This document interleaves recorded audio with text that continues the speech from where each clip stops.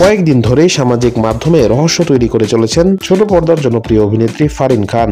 তার একের পর এক রহস্যময় পোস্ট ভক্ত ও মিডিয়া পাড়ায় জন্ম দিয়েছে নানা গুঞ্জনের। ঠিক কী কারণে এসব পোস্ট দিচ্ছেন তিনি, তা নিয়ে মুখে কুলু বেটেছেন ফারিন।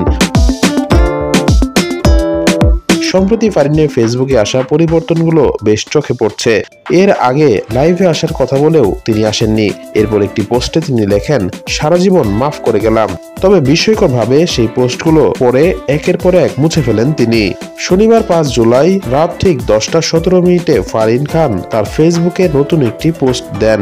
সেখানে তিনি লেখেন, প্রতারক সবসময় প্রতারক হয়। তার এই পোস্ট মুহূর্তেই আলোচনার জন্ম দেয়। সোশ্যাল মিডিয়ায় তার ভক্তরা যেমন উদ্বিগ্ন, তেমনই বিনোদন অঙ্গনেও চলছে নানা জল্পনা। ফারিনের এমন সব ইঙ্গিতপূর্ণ মন্তব্যের পেছনের কারণ জানতে উৎসুক সবাই। তবে এই বিষয়ে ফারিন খানের পক্ষ থেকে কোনো স্পষ্ট ব্যাখ্যা পাওয়া যায়নি। তিনি কেন এমন সব পোস্ট দিচ্ছেন বা তার জীবনে ঠিক কি ঘটছে সে সম্পর্কে কিছুই জানাননি। তার ভক্তরা আশাবাদী, খুব শিগগিরই তাদের প্রিয় অভিনেত্রীর সব সমস্যার সমাধান হবে এবং তিনি নিজেই সব পরিষ্কার করবেন।